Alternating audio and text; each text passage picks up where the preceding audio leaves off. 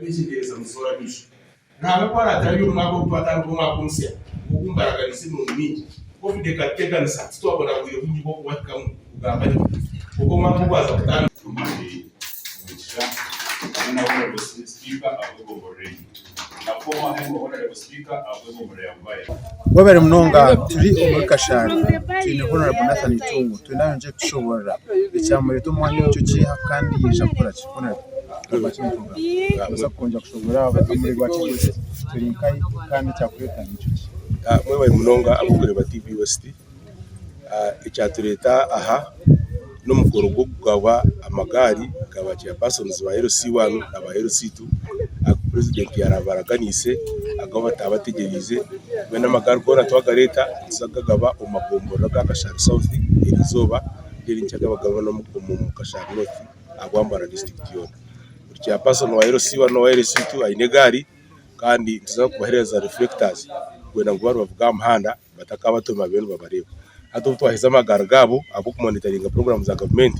tuza kubongerana nakasente ko mushara kwenda ngo bamanye government ne bategateko kandi ne bakorere barkwetaka nyibaza munonga president Museveni abo kugira ngo akikirize ebyaraganise kandi nanye kwantumire ibintu nabire tamagara no gareba gona gariya umuntu cyamano mpasega cyamano sobanura situ ayine ujinane waki okushanga ngo yatuge garage egare ryo mugashogwayo nimureba tuyo mu parish development model kwenda ngutungure abantu bitukurgira parish bwene egareze nezo kutambara kureba imirimo ya government legended inguto nizigenda zita amarwaro harebizwa health centers abasho tubakwija amashomero abashomesa tubakushomesa abana tubaguza ishomero